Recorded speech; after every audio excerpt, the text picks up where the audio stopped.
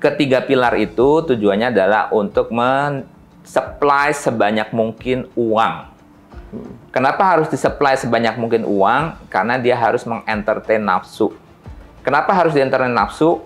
Karena dia berangkat dari kalimat bahwa kebutuhan manusia tidak terbatas dan sumber daya terbatas.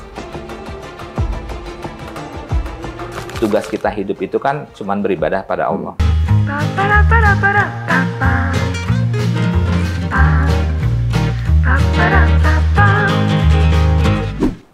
Nah, God Glorian Gospel ada yang mengatakan ya mungkin benar penyebaran agama Nasrani, tapi di balik itu adalah perampokan besar-besaran.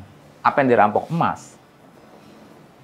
Jadi cerita pembantaian suku Maya, suku Inka, itu adalah dulu berarti suku-suku pedalaman itu pencurian emas besar-besaran. Oh, jadi suku-suku itu kaya-kaya semua zaman itu kan. Ada juga suku di Afrika yang sejarah dia kaya banget kan dulu. Mereka di genocide terus emasnya dicuri. Sampai ada Wakanda itu kan, Wakanda Black Panther itu dari sejarah ada kerajaan terkaya gitu habis ya sekarang. Nah, itu juga nanti yang menjelaskan pada saat habis Perang Dunia Kedua, lahirnya dolar yang di backup oleh emas, salah satunya adalah hasil kolonialisasi. Jadi ngambilin emas banyak-banyaknya di dunia untuk backup itu. Gitu. Tapi sekarang beredar udah lebih banyak kepada emas itu sekarang. Iya. Wah, jadi tapi gini, bolehlah ibaratnya itu dari pembangkangan ya mereka ya. Tapi punya daya pikir trek panjang juga termasuk boleh juga sih. Perhitungannya tuh kan nggak mikro tuh. Iya, makanya kalau tadi kecerdasan sih mungkin ada benarnya gitu ya. Jadi ada periode memang mereka itu wajib literasi.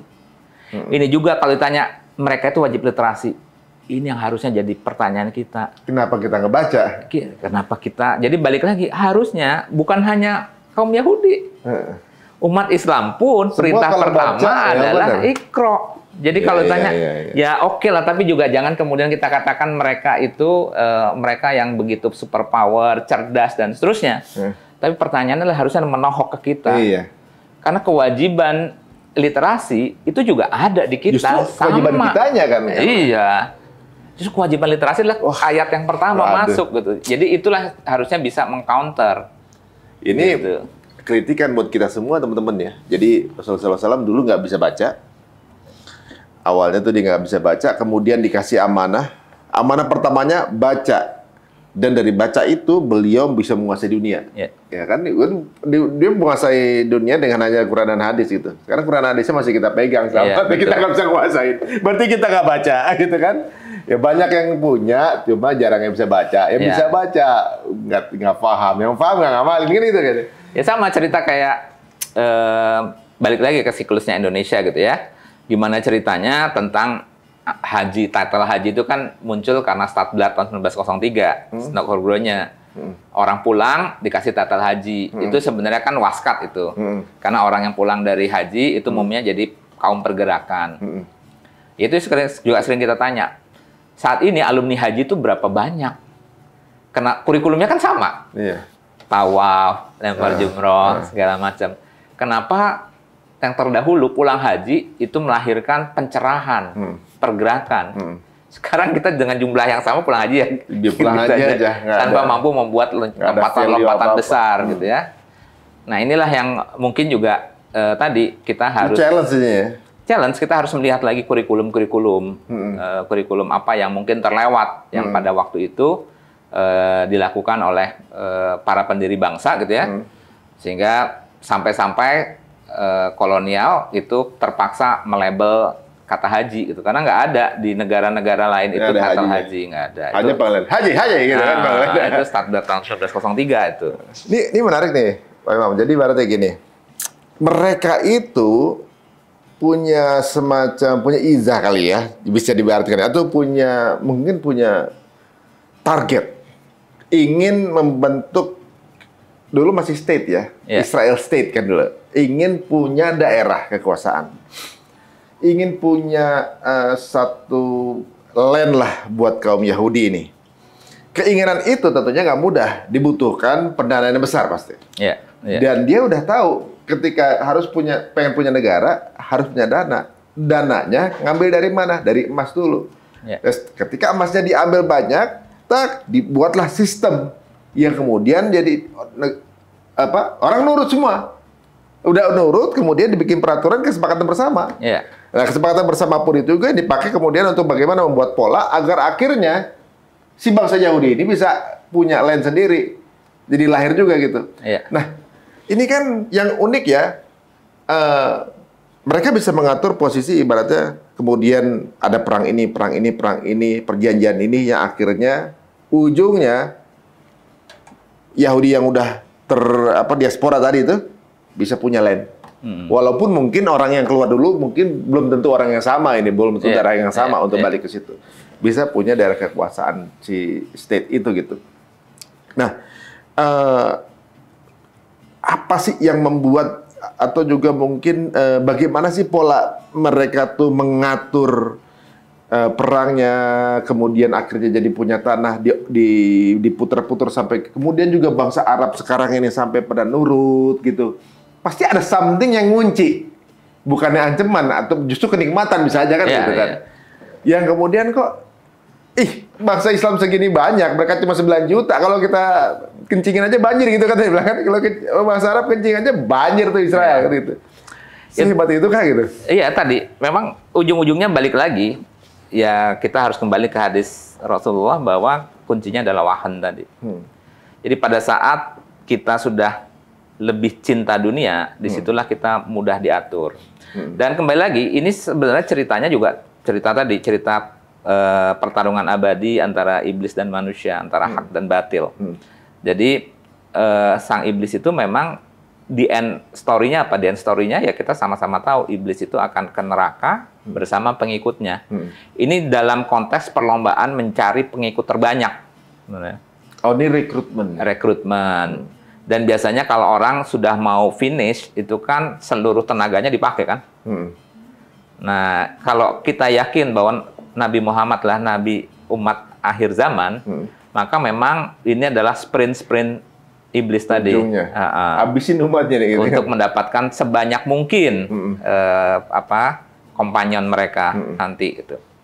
Nah, inilah yang kemudian kita diminta titik daripada kecerdasan itu adalah Rasulullah mengatakan bahwa siapakah yang cerdas? Mereka yang paling ingat mati dan mempersiapkan kematiannya.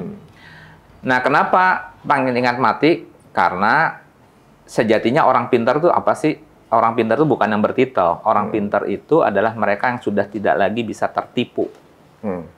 Dan tipuan terbesar adalah dunia.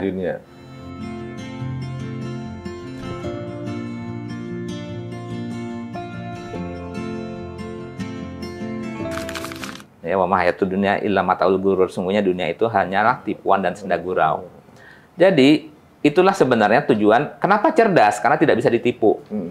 Dan tadi tipuan tertinggi adalah dunia. Jadi mereka yang sudah tidak lagi bisa ditipu oleh dunia adalah mereka orang-orang cerdas.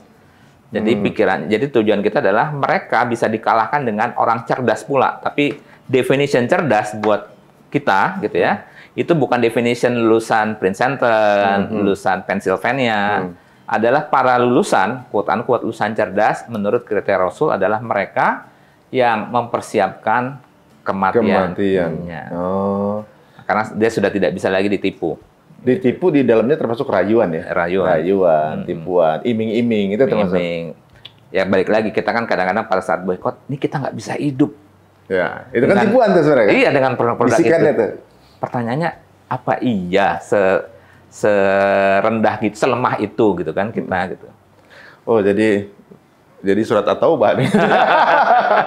Jadi luar biasa ya, sebenarnya luar dalam ya. Jadi bagian dari Rothschild and Family itu membuat tipuan dunia dari sisi rayuan-rayuannya. Harus ikut ini atau enggak, ini bagian setan yang bisikin. Karena udah mereka jadi satu companion tuh. Betul. Ya tadi artinya ujung-ujungnya adalah memang kembali tadi ketiga pilar itu tujuannya adalah untuk supply sebanyak mungkin uang. Kenapa harus disupply sebanyak mungkin uang? Karena dia harus mengentertain nafsu. Kenapa harus diantarkan nafsu? Karena dia berangkat dari kalimat bahwa kebutuhan manusia tidak terbatas dan sumber daya terbatas. Nah, sementara di kita, kebutuhan kita real, gitu. Pada dasarnya kebutuhan manusia terbatas. Karena hidupnya terbatas. Iming-iming yang nggak terbatas. Ya, karena satu kita terbatas dan tugas kita hidup itu kan cuma beribadah pada Allah. Kemudian yang kedua, selalu ada kalimat mereka yang dibisikkan adalah sumber daya itu terbatas. Jadi kalau orang lain dapat, saya nggak dapat. Oh. Itu konsep dasar ekonomi kan. Kita kan langsung diajarin dasar dari ekonomi, ilmu ekonomi adalah kebutuhan manusia tidak terbatas, sementara sumber daya manusia terbatas. Sementara di sisi lain, satu, kita seakan-akan menafikan adanya Ar-Razzaq, Sang Maha Pemberi rezeki. Pertanyaannya, kalau bumi sumber daya ini terbatas, masa iya sih Allah itu tekor? Nggak mungkin, mustahil gitu ya. Kemudian yang kedua, kebutuhan itu tidak terbatas. Kebutuhan kita itu hanya untuk beribadah pada Allah. Jadi sambil contoh misalkan, ini yang paling real aja sehari-hari. Pada saat anggaplah ada Samsung Flip, pertanyaannya adalah, Mas Ari Untung itu beli Samsung Flip itu karena kebutuhannya bertambah. Kebutuhan emang sekarang ada fitur ya, sambil contoh aja polyphonic. Pada saat handphone pertama kali polyphonic, kenapa orang mau beli? Ya karena ada polyphonicnya. Pertanyaannya adalah, emang orang butuh polyphonic? Atas tadi kebutuhan-kebutuhan dia. Dia tadi supaya pengen diaku atau apa. Kemudian pindah lagi handphone karena ada fitur emoticon yang mukanya bisa dirubah. Cuman beli alasan itu. Kenapa kemudian kita beli? Karena di entertain, ada cicilan 0%, ada yang lembaga yang menyiapkannya, gitu. Dan ini menganggap sesuatu yang wajar. Padahal ini diciptakan untuk mengentertain kebutuhan yang bukan real kebutuhan. Benar tuh. Ketika keluar iPhone dengan kamera bagus, sesuai dengan keluarnya aplikasi sosial media yang membutuhkan eksistensi. Betul, betul. Nah, sehingga kita di entertain itulah nafsu pada dasarnya. Nah, itulah salah satunya cikal bakal hal yang paling sederhana gitu. Jadi lahirlah hedonisme. Hedonisme akarnya 3. 1, kita ingin menyenangi seseorang yang kita nggak senang. Kemudian membeli barang yang kita tidak butuhkan, dan dari uang yang kita tidak punya. Itu hedonisme. Terus minta diakui dari orang yang kita nggak kenal. Kita nggak butuh. Jadi kita pengen dapat pengakuan dari orang kita sebel. Maksudnya gini, emangnya dia doang yang punya, gua juga bisa, gitu kan? Itu kan kita membeli sesuatu karena atas suatu orang kita sebel. Kalau orang kita cintai malah harusnya nggak jadi. Karena sebel, kemudian kita beli barang atas barang yang kita tidak butuhkan. Mau pamer jadi ya? Pakai uang yang kita nggak punya. Nah, kenapa bisa gitu? Itu sistem yang mereka ciptakan. Jatuhlah maka perbankan bermain di situ. Ya. Dari kebutuhan-kebutuhan semu sebenarnya. Ya. Kebutuhan-kebutuhan yang sebenarnya diciptakan oleh bisikan tadi gitu ya. Nah, pola-pola ya, pola-pola nafsu. Jadi kalau ujungnya ke situ juga berarti. Jadi kalau saya katakan tadi perbankan syariah, oke lah akad bagus. Tapi prinsip-prinsip yang kayak gini, apakah perbankan syariah itu harusnya mendidik? Jadi jangan malah ciptakan kredit A, B, C, D, E. Makanya waktu pas saya jadi, anggaplah waktu jadi dirut waktu itu, pada saat akhir tahun, semua kartu pembiayaan itu bikin iklan, shop till you drop gitu kan, di mall-mall yang buka sampai jam 12 malam. Nah, waktu misalkan BNI Syariah keluarkan iklan yang mengatakan adalah hati-hati atau bijak terhadap hutangmu. Quote lah hadis, gitu kan. Hati-hati orang, mereka yang berjihad saja, mati di peperangan saja, bisa terhambat cuman karena hutang. Ya benar juga ya. Jadi manusia itu yang dihidupkan adalah rasa, apa ya istilah namanya, keinginan untuk membeli. Apa tuh namanya kata-katanya? Selalu antara needs dan wants. Pokoknya kan orang tuh dari dulu memang berarti sudah ada FOMO tuh, fear of missing out. Kalau trennya kayak gitu dia harus punya, gitu ya. Dan kemudian ada rasa kepengen itu. Jadi harus beli. Jadi keinginan baru buka e-commerce aja nih. Kita nggak butuh sebenarnya, tapi ada barang itu bisa kepingin, gitu kan? Nah, ini sebenarnya berarti pancingan yang sudah polanya dibuat dari zaman dulu sampai sekarang. Betul. Kemudian yang kemudian menjadi sarananya atau menjadi media untuk mewujudkan keinginan itu adalah perbankan. Ya, contoh misalnya gini, apa namanya? Misalnya dunia asuransi lah ya, gitu misalnya di asuransi. Seolah-olah orang kalau nggak punya asuransi, nggak punya garansi nanti dia gimana kan gitu kan. Jadi menggantungkan dirinya udah ke asuransi, bukan kepada Allah lagi udah kan itu. Nanti gimana dong kalau tiba-tiba masuk rumah sakit gitu kan? Nanti gimana dong nggak punya duit itu? Sesuatu yang belum terjadi, tapi kemudian dibikin rasa ketakutan untuk kemudian harus punya nih asuransi. Gitu. Ya tadi, karena kembali lagi iblis itu dia begitu, kalau saya katakan mengetahui sifat Allah itu mungkin lebih paham, lebih jagoan dia gitu ya. Nah, artinya dia juga memahami kelemahan-kelemahan manusia gitu. Nah, kemudian apa tadi saya mau cerita tentang kalau kita lihat gitu ya, sepanjang sejarah kalau Mas Ari Untung cerita, saya tanya tentang orang-orang terkaya pada saat zaman Rasulullah. Utsman bin Affan, Abdurrahman bin Auf. Yang terdengar apanya? Karyanya. Sumbangannya. Sumbangannya. Nggak ada cerita jubah Abdurrahman bin Auf atau baju kemewahan Utsman bin Affan. Kemudian berikutnya, kapan Cordova jatuh? Pada saat Istana Alhambra berdiri. Spanyol. Ya, artinya pada saat orang sudah mulai mencintai dunia, itulah awal kejatuhan dari waktu itu. Atau dibalik, kapan Umar mengalahkan Romawi dan Persia, itu kejadian pada saat utusan Romawi menanyakan di mana istana Umar. Kemudian ditanyakan, kalau dia tidak di masjid, itu dia tuh yang lagi tiduran di bawah pohon kurma. Dia tidak punya istana. Artinya Romawi dan Persia takluk oleh sebuah orang yang tadi memang dia tidak mencintai dunia. Yang nggak butuh gitu ya. Jadi kalau ditanya pasukan-pasukan Palestina yang berjuang saat ini, itu memang Yahudi itu menghadapi pasukan yang luar biasa.